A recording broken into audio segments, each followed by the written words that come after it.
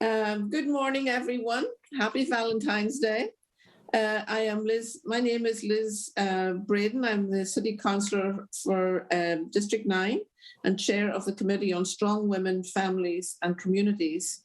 It is Monday, February 14th, 2022, and we are here today for a virtual hearing on Docket 0165, Message and Order authorizing the City of Boston to accept and expend the amount of $200,000 in the form of a grant for the No Kid Hungry grant awarded by the Share Our Strength to be administered by the Office of New Urban Mechanics, referred to the committee on January 26, 2022, and sponsored by Mayor Michelle Wu. In accordance with Chapter 20 of the Acts of 2021, modifying certain requirements for open meeting law and relieving public bodies of certain requirements, including the requirement that public bodies conduct its meetings in a public place that is open and physically accessible to the public, the City Council will be conducting this hearing virtually via Zoom, and it is being recorded. This enables the City Council to carry out its responsibilities while adhering to the public health accommodations and ensuring public access to its deliberations through adequate alternative means. The public may watch this hearing via live stream at www.boston.gov/city-council-tv and on Xfinity 8, RCN 82, Verizon 964.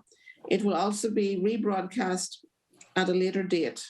Written statements may be sent to the committee email at ccc.swfc@boston.gov and will be made part of the record and available to all councillors. No Kid Hungry crafted an inaugural fellowship program that would provide city innovation teams with a fellow dedicated to using human-centered design to tackle hunger challenges. Initially, 3 cities were selected to receive a fellow with the salary paid in full to augment city innovation efforts and identify new opportunities to combat food insecurity. 3 cities have been selected for the grant awarded by Share Our Strength of $200,000 each. This grant will be used to fund a fellow's salary over an 18-month period and to launch improvement strategies and programs administered by the Mayor's Office of New Urban Mechanics. Joining the committee today are Ms. Hae-In Kim, Deputy Director of Planning Development in the Mayor's Office of Food Access, and Mr. Christopher Carter, Chair of the Mayor's Office of New Urban Mechanics. Thank you very much for attending. You're very welcome. Let's see, I'm just checking who my colleagues are here. I'm joined this morning in order of arrival by my colleagues, Council President Ed Flynn, Julia Mejia, Lucy Lejeune, and Kendra Lara. Thank you all for coming this morning. And I'll just turn it over for brief remarks from my colleagues who are here this morning. Councillor Flynn. Well, thank you, Councillor Braden, for chairing this important meeting.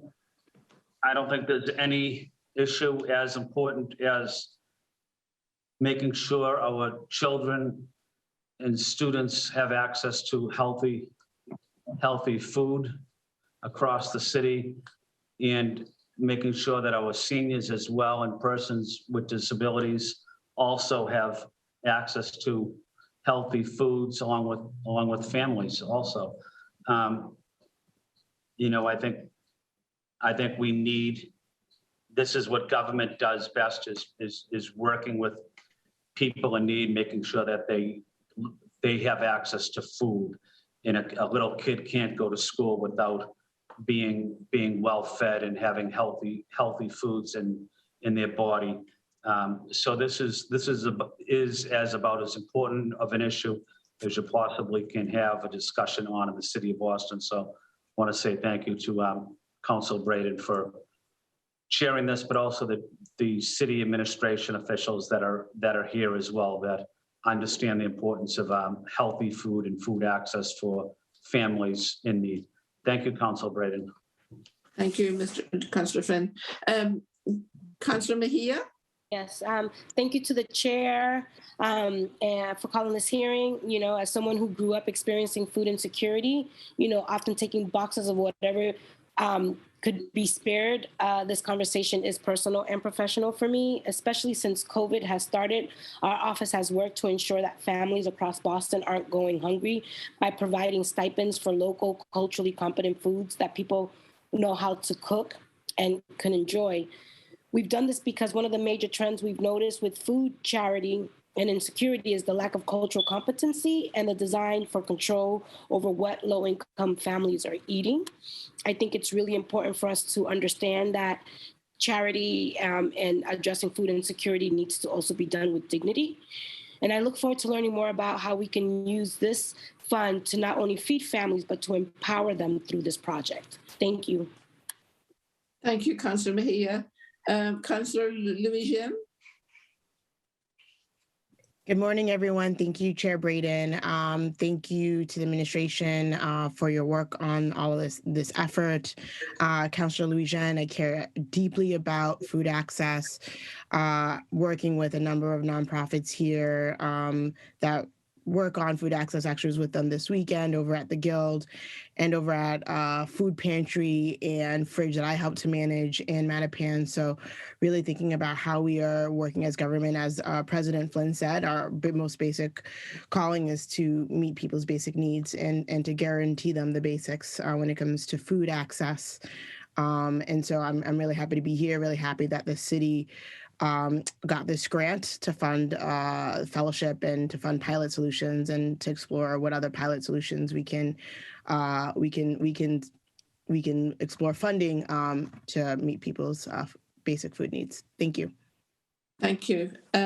Councillor Lara, have you any opening statement? Thank you, Chair Braden. I think similarly to my colleagues, I am very excited that we have access to this level of financial resource to really focus on increasing food access for working class families in the city of Boston. In the rise of the COVID-19 pandemic, we have seen nonprofit organizations and mutual aid groups really take on the load of making sure that families and children were fed, whether it be through food drives or neighborhood fridges. The people in our neighborhoods have really shown up for each other. And I think that all of that work is really amazing and speaks to the spirit of solidarity in our city, but that it needs to be in addition to the work that's being led by the city of Boston. And so I think that this is a really big step in us continuing to ensure that all of our families and all of the children have what they need. So thank you for hosting this hearing. Thank you, Councillor Lara.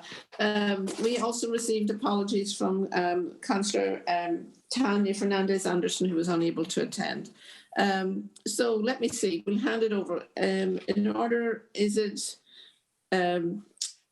Ms. Hay and Kim? Are you the first up for the administration? Hi, everyone. We have a slide deck. Happy to share it. I don't know what the usual protocols are, but there, I think Monam is going to take the lead, and then I can follow up. Okay, so we'll put the slide deck up. Okay, thank you.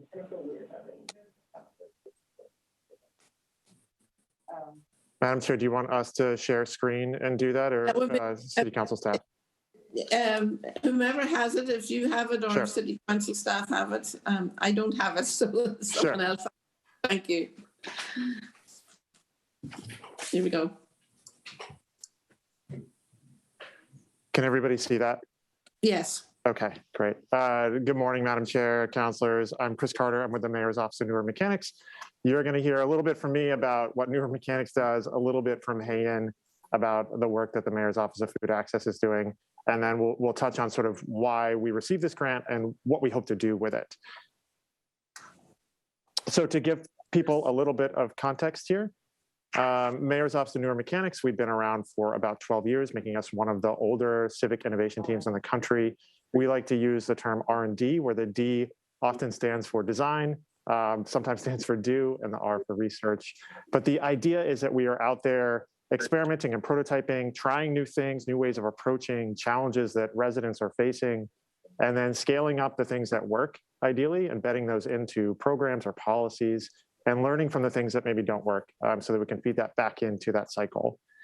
And that looks a little bit like this. This is sort of our generalized approach to how we do this work. So we spend time exploring new areas, sort of looking at ideas that come in from residents or the research community or our colleges or our partners, often talking with the mayor or city department leadership and sort of the challenges that they're facing or ideas that they have, and then scoping those into experiments. Things that we can go out and test, whether it's over the course of a day, over a course of a couple of years, and then evaluating those and making sure we transition them to handoff. And I'm showing this because, one, it's nice to have sort of a general understanding of the model, but we imagine that the fellow that comes in will also be using sort of this generalized model of how this works too, right? A lot of sort of listening up front, scoping into an experiment that they can run, and then evaluation afterwards. Over the years, we have worked in a lot of different spaces, including some deep work with the Mayor's Office of Food Access. But as you can see, sort of those topical areas that Newer Mechanics touches is pretty broad. It's sort of anything a city is responsible for. And often we are in collaboration with another city department doing that work. Sometimes it's with a community-based organization or an academic institution or another city somewhere else in the world that we're sort of jointly exploring those things and those experiments, but pretty broad in that space.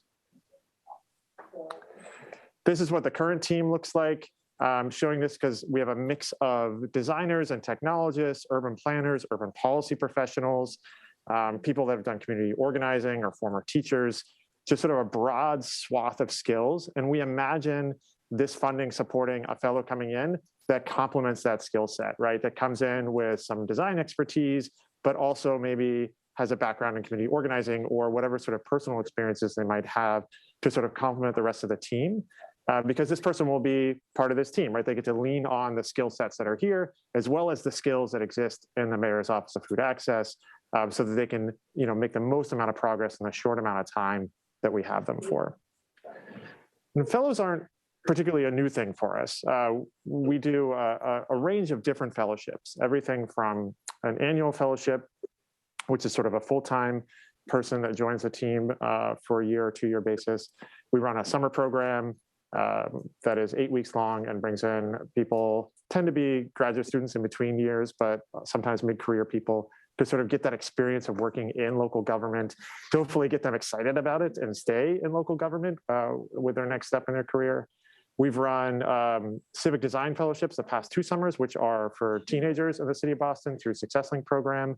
We're sort of getting them engaged in the design activities that the city does. We do some externships. And then lastly, where this fits is sort of these cross-departmental fellowships where we sort of share a person that's embedded inside a department and our office. And we've had some really great experiences there. The work we've done with Mayor's Office of Food Access over the last couple of years has been sort of sometimes through these fellowships where we have dedicated a person to a project to work on collaboratively with them, things like the chatbot that is sort of in existence now to help people identify places where, or resources for food access came out of one of those collaborations. So I'm going to turn it over to Hayin to talk about the work that her team is doing in OFA. Great. Hi, everyone. Thank you, counselors and Chair Braden, for having us. My name is Hayin. I'm the Deputy Director of the Office of Food Access. Some of you may have known Carolina Lopez-Espina, the former director. She transitioned out of the office a couple of weeks ago, and I'm just stepping in for a couple of things. Not her replacement, but happy to do things like this. So just some background on the office. The office was founded in 2016, and our mission is to improve equitable access to healthy foods. We focus on the following: affordability and quality, physical accessibility and choice, underutilization, communication awareness of programs, and community solutions.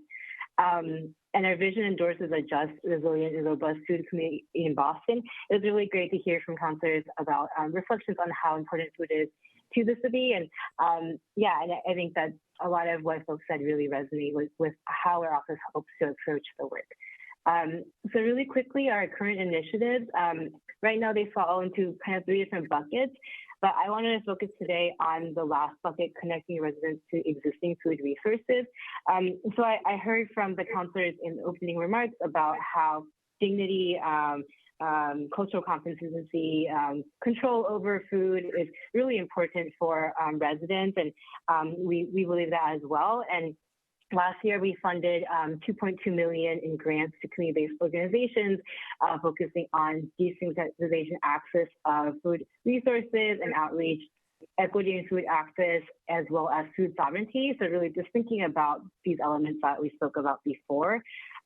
We also have a campaign, a communications campaign that will think about how to communicate around existing food resources, so residents able to tap into those.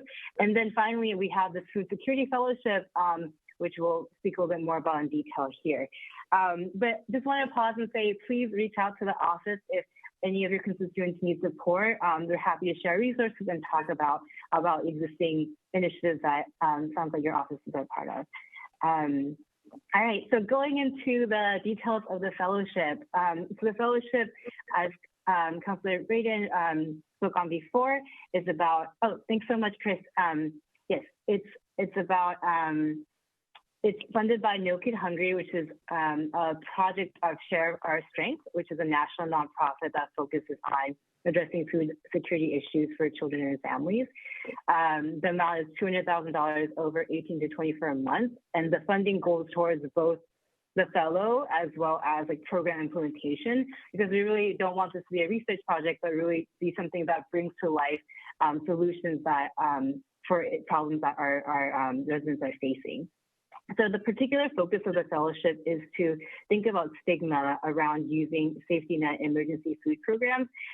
So we have a robust food access system in the city of Boston, but many resources are underutilized for a lot of different reasons. And I think this fellow will help us think about what are those reasons and how do we shape solutions to help utilization of these resources. I think a large part of it will be about how to bring community voice to the table and how to really like highlight that dignity piece, because it's really, again, not about charity, but about just making sure folks are able to access the resources that they really need. So the strategy here, we are in the final stages of hiring the Food Security Fellow, and their focus will be on a human-centered design approach. I'm not sure if folks are familiar with that term, but it's just a problem-solving approach that focuses on the human experience on each step of the process. So thinking about how to bring the voice of the community members in the process and make sure the solutions that come up are really through community research and co-creation of solutions. And the fellow will join a cohort of fellows. So there's 2 other fellows that are being funded through No Kid Hungry. It's one in Memphis and one in Seattle. And so there'll be some exchange of ideas there and thinking about how to create these innovative solutions to better serve our residents. And then finally, the fellow will work closely with safety net emergency food partners. So again, that means our community-based organization partners, as well as our food pantries that are existing, and our largest partner is the Greater Boston Food Bank. And then next is a rough timeline. On the next slide, Chris, if you don't mind advancing. Thank you so much. So right now we're wrapping up the recruitment of the fellow. The launch of the fellowship will depend likely on graduation date of the fellow, I believe. And then after that, there'll be this timeline for research and prototyping, which really just means community engagement. And then after that process, we'll have a kind of implementation and trial of the program and sustainability planning for the long term. But yeah, that was the overview. I think I went a little fast, but hopefully that gave you a snapshot of what that looks like. But welcome for any questions. Thank you for your time. Thank you. My phone keeps dinging. Thank you. That was a very comprehensive presentation. So I'll open it up to my colleagues if anyone has any questions or comments. Hey, hi, Councilor Braden. Councillor Flynn, President Flynn, sorry. Thank you, Councilor Braden. So thank you to that explanation about the $200,000 program. So I guess my question is, you know, in various cultures and various ethnic groups, what are we doing to ensure that we're providing cultural sensitive food to residents, to families, and how will this grant help learn more about the food habits or what various cultures would request for food access? Thank you, President Flynn, for that question. I can speak briefly on what the office is working on currently. So in the past, we funded, gave grants for our organizations to specifically buy culturally relevant products for residents. So that was last year through CARES Act funding. This year, we have an RFP with the YMCA that's going to work with the 14 community hub schools. And that RFP is called the Culturally Relevant Grocery Distribution Program, I believe. And that's really going to be about a mobile market that works with different schools to provide culturally relevant products for students at those schools. So it's a pilot and we haven't started yet, but that's definitely in the works. But yeah, I think it's a great question. That's an issue that has come up over and over again from our residents, that whatever resources are present have to be culturally relevant. And I think that's a problem that we want to make sure we're thinking about during this fellowship as well. So for an example is that through the Greater Boston Food Bank, they have like a list of products that each individual pantry is able to order off of. And on that list are these like different culturally relevant products. But not every pantry orders those products. And I think one of the questions will be like, what is the disconnect between, like, we're hearing residents request, like from our end, we're hearing residents being like, we need these kinds of foods, but we can't find them at these pantries. But then the pantries have access to them, but aren't requesting them. So for us, there seems to be a disconnect between like who is making the request and who's hearing them. And we hope that the fellow will help connect those dots to tap into the existing resources that are present, but just are not being used.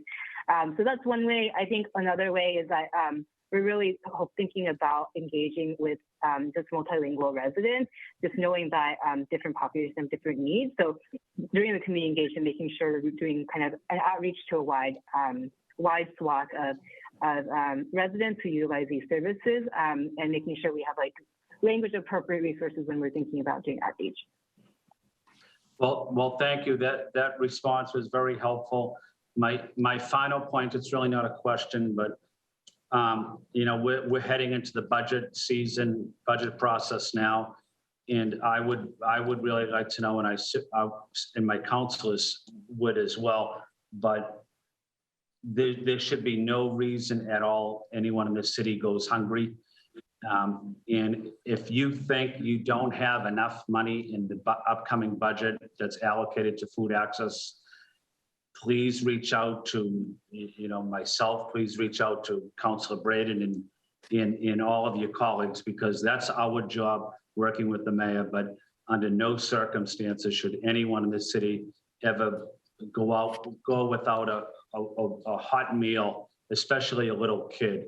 So we must guarantee that in this upcoming budget. So that's a priority. And if you notice that there's not enough in that budget, you come running down to the fifth floor and see Councilor Braden, and Councilor Braden will hook you up.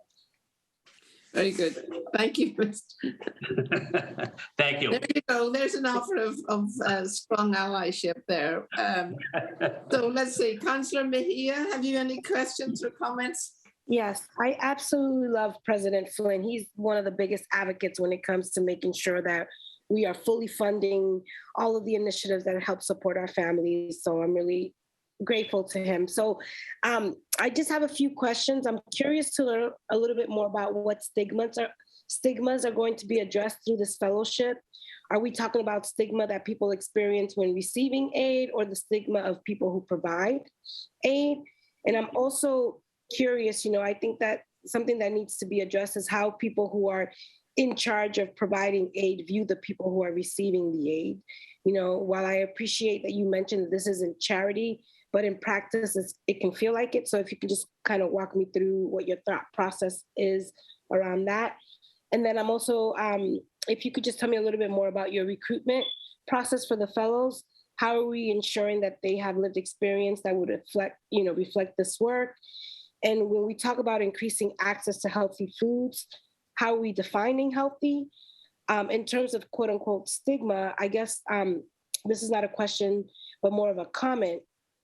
But something that I've noticed when it comes to food aid is how regulated the diets of families in these programs are as a city. I don't think that we regulate foods family can buy unless they're in an economic situation where they need our help per se.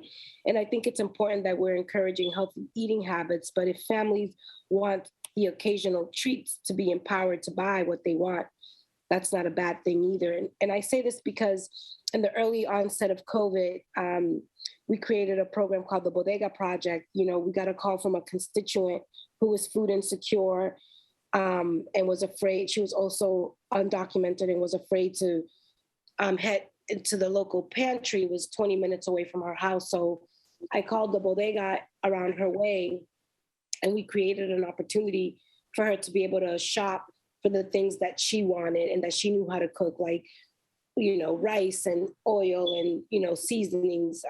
There was a level of empowerment for her to be able to do that. And so we designed this whole initiative where we partnered up with local bodegas across the city and worked with nonprofit organizations and connected constituents directly to their local bodegas. And I think that there is some power there when people are able to shop with a level of dignity and autonomy. So just curious if you could talk to me a little bit about how you see this program kind of replicating that to some extent. Thank you so much, Councilor Mejia, for those questions. I'm going to try to hit all of them. Please let me know if I missed some. I think the first question was about what the stigmas look like. And I think that's something that the fellowship hopefully will help us think through. So we know that there's many different reasons why residents don't utilize services. So for this fellowship, I want to be very clear, we're focusing on the emergency food access system, which is a food pantry system, but we are also hoping to connect residents to other services through the fellowship. So the folks who are using the food pantries, making sure that they are connected to kind of like long-term sustainable solutions too, not just the food pantry, so that their needs are met today as well as the other days. But yeah, stigma could be about I think we just want to see there are these food pantries, but there are a lot of reasons why folks don't want to use them. I think people feel embarrassed. I think how they're treated is a part of it. I think misconceptions about what's available in the pantry, how close the pantry might be. This desire to support yourself and make decisions, I think, is also really big. So I think those are questions that we'll really have to think about and think about how we can support individuals in accessing the resources that are available to everyone. I think your other question was about the individuals who are serving residents and how they treat those. And I think that is a really important part of the interaction and making sure that whatever that interaction looks like is not an additional barrier for our residents. Definition of healthy foods. I think we speak about it as fruits and vegetables for the most part, but we don't have a kind of a nutritional guideline breakdown for healthy foods and vegetables through this program.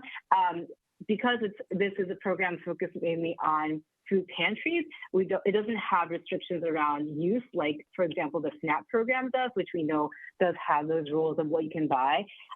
We're really hoping that this idea of choice is something that we're able to think about through this fellowship, because it is really important thinking about just that's really important part of the dignity, right? Being like, how do you utilize these services and feel like you have the choice and to make the kinds of food that you need and you want for your families. Let me see what else. I think thinking about the element of choice. This is just one of our projects in our office, and our other initiatives do also complement a lot of the work and the needs that you're bringing up. So, for example, one of our community grant partners, I think the Dorchester Food Co-op really lets individuals shop for themselves, and we through funding that program, we are allowing residents, we're helping residents have subsidized access to the co-op, and so there's element of choosing local healthy food that is provided by a local initiative, and then and I think that I could talk a lot about that, but I'll stop there and happy to answer more questions. And I want to turn over to Chris if you'd like to talk a little bit about the recruitment process, and happy to jump in there too. Thanks, Hayan. Yeah, Counselor, great question. We did a pretty broad open call through a range of different channels, sort of professional networking sites, as well as through Handshake, which touches 80 to 100 different colleges and universities. Looking for people that have design expertise and sort of knowledge of food systems. We left that knowledge really open to be, it could be personal experience, it could be sort of something that you've engaged in professionally. In the interview process, allowed people to sort of share their own personal experiences, their connection to food or food insecurity, as well as to community. And certainly some of the sort of candidates that we've spoke with have experienced that firsthand and have sort of firsthand knowledge of what it is like to be food insecure, if not in Boston, but in another place. So I feel like we did a good job of pulling in folks that have both personal and professional connections here, while we're also looking for this slightly specific sort of design skill set among those people. And we're hoping to bring on one of those people soon that can speak to that from firsthand. Thank you. And one last question, Councilor Braden, if I can, just really quick. I'm just curious about young people, and have you thought of including some of their voices? I know there's a young woman, Nakia, who's working with Councilor Louis-Jen on the the refrigerator project in Mattapan, and I'm just curious, what role or voice young people have had to address some of the concerns that they're experiencing and how that may influence the program that you are designing. Great, thank you for that question. We love young people's voices. Yeah, I would love to work with young people.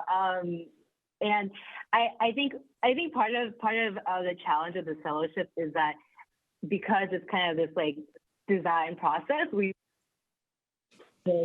idea of exactly what's going to look like. So we're really open to engagement with young people. We're really hoping for engagement with seniors, with whoever might use these resources, and whoever may not have regular access to them in the past.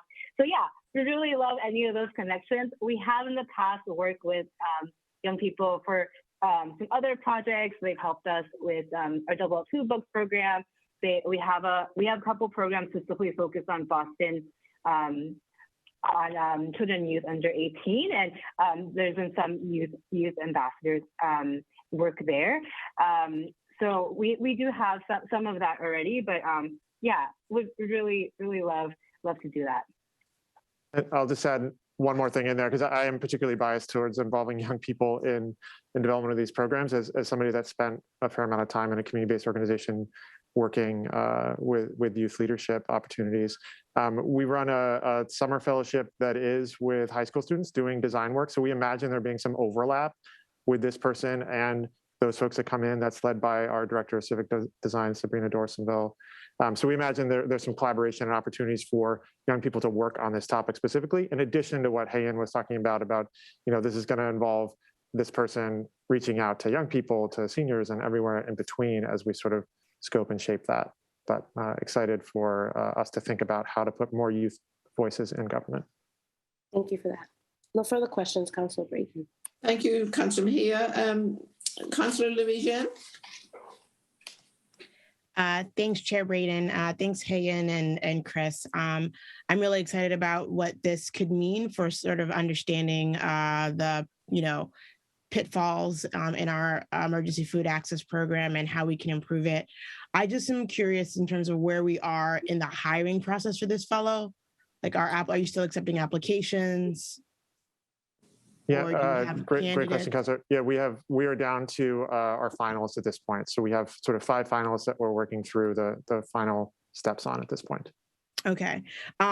Great. I really hope, because I feel like there's just been so much learned over the past few years in the pandemic among different folks who've been addressing food access, both from our nonprofits, from our community and mutual aid fridges, that I hope that we were able to draw from that talent pool or reach out to that talent pool, because I think a lot of the ideas on how, like, where the failures in our aid systems are felt mostly by those who are like directly on the ground doing the work. So it is my hope that we are able to, of course, there's a design element to this job. There's like the whole wonky mechanics element, but to the folks who have been organizing and working on this issue, who have like seen on the ground, how we fail our residents, put simply, and how, sometimes these patchwork of systems fail our residents.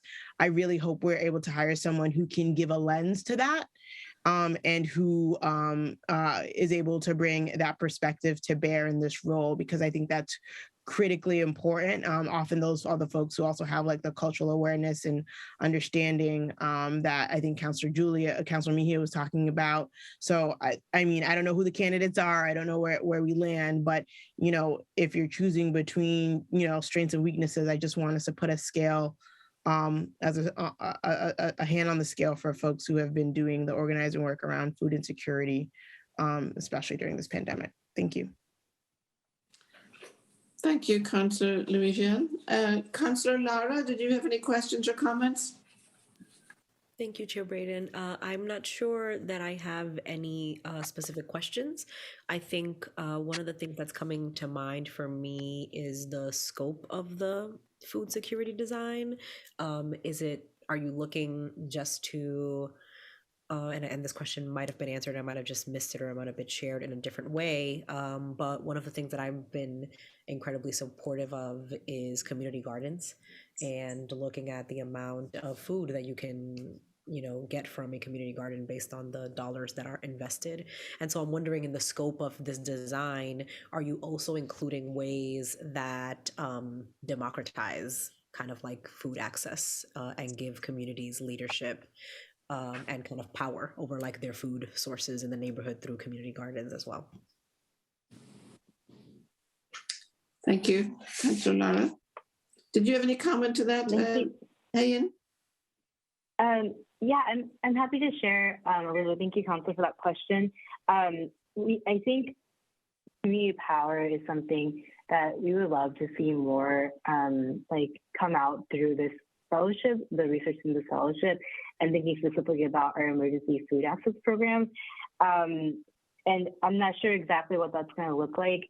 We're hoping to incorporate thinking about art and thinking about just about the issues of the holes in the emergency gap food system. Speaking particularly about gardens, that won't be necessarily focused on in this fellowship, but it is something that's important to the office, and we've been in conversations with Grow Boston, the new grassroots development office, and thinking really a lot about food sovereignty and how we can support that. So food sovereignty, I think, really thinking about how folks can grow and access foods that are really meaningful to them. I think there's some other things we've been thinking about as well, how to make sure that growing on a large scale is supported too. So it's about residents, but also about supporting local growing in Boston and making sure that's economically feasible for folks. So those are projects we're really excited about and would love to continue that conversation on, but probably necessarily won't be connected to this fellowship. Thank you. I just had a couple of thoughts, and thank you for your very comprehensive presentation, and thank you, my colleagues, for some great questions. I had a question about, just thinking about religious minorities, kosher and halal foods, and their availability in food pantries. I know out here in Alston, Brighton, we've started a kosher food pantry for the first time that has started during the pandemic. And I know in my conversations with folks how challenging that is in terms of sourcing halal foods and kosher foods to serve the needs of a very diverse community. And I think then just thinking about the logistics of how important it would be to really engage with the managers or the people who run the food pantries and think about the logistics of on the ground of if a food pantry is limited opening food distribution to one Saturday once a week or whatever, and then just having the availability. I think in our local food pantry, the tendency is you make up the boxes and then people take what they get. But we have a pretty diverse community. We have Asians, we have Russians, we have we have the whole mix. And this is again down to the culturally competent piece of it, because what works for one group doesn't work for another. So just trying to think about the logistical challenges of that and how that might be streamlined and to give people more choice would be something I would be interested in. Because very often, having volunteered at the food pantry, people end up just taking the stuff out and putting it on the table, and they end up with a fraction of the food or half of the food that might otherwise be available to them.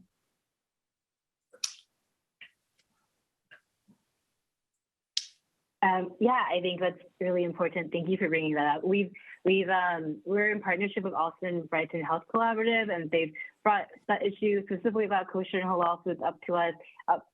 In the past, we've directly funded aggregated buying of halal foods, and I think it's something that we're concerned about moving forward. Yeah, I think it'll be an important conversation for us to think about. What you said was about cultural relevance is really important, not just to meet the needs of your family, but also thinking about efficiency too. I think in the pandemic, early in the pandemic, when we were doing distributions, I think there was this one example of when folks in Chinatown were getting just boxes of beans and no one were eating them because they're like, we don't eat these beans. And so just thinking about cultural relevance is important to make sure that we are meeting needs and making sure the food goes to the places that is most needed. Yeah, I think as well from the practical side, it's when you do bulk purchases, if you have to diversify so much that you don't have the same ability to do bulk purchases, it's challenging. But I know you're going to get into the weeds on all of this practical implications of all this. It's very exciting. Let's see if I had any other questions here.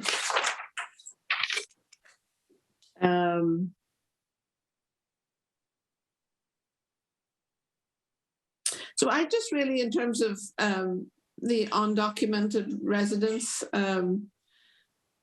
in terms of there's always barriers. I think people are afraid to, as Councillor Mejia referenced earlier, there's that sensitivity about feeling exposed and vulnerable if they're going to a publicly accessible food pantry or whatever. They don't want to draw attention to themselves. So how also ways that we can work with our undocumented population to ensure that they get adequate nutrition, because they're excluded from so many of the other programs.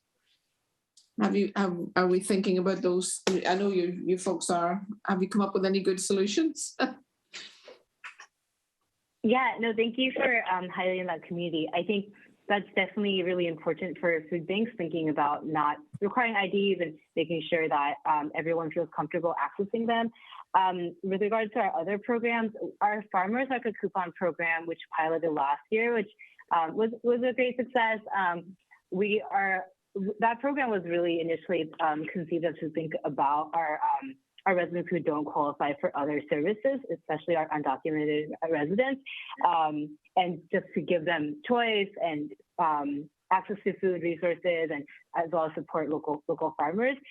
So I think that's the focus that we'll think about moving into this year as well. Just making sure that population is really supported in the way that they need to. So yeah, so thinking about it in the fellowship, but also thinking about it in the other work that we're doing too. Yeah. Oh, and also a big shout out for the vouchers for the farmers markets. I think it was particularly successful out here in Alston Brighton at our farmers market. They hired translators, so we had Russian and Chinese and maybe Arabic translators to help explain the voucher and how it could be used. So I think there was a pretty good return. I think it was very helpful for the residents, but also incredibly helpful for the farmers. Were able to sell a lot more produce as well. So that was very helpful. That's all my comments. So this is a wonderful opportunity. As the chair of this committee, I'm really, really excited. And I think it's going to be a wonderful opportunity to really do a deep dive and try and come up with some innovative strategies that will help our food access for our communities. So are there any other comments from any of my colleagues? If you want to raise your hand. Oh, good. So I will be recommending that we accept this grant on our and move it along and expedite its passing. And I wish you all the best in your search for a really great candidate to be our fellow. And we look forward to feedback and hearing an update on how it's going and what conclusions or innovations are going to be a result of this. It's really exciting. So thank you both. Thank you, Chris, and thank you, Hayan, for being here this morning. Thank you to my colleagues. And with that said, I think I will now adjourn this meeting. Thank you all. Thank you, Madam Chair. Thank you. Bye. Thanks, Chair. Thanks, Chris. Thanks, Hayan. Thank you. Thanks all. Bye. Bye, everyone. Bye.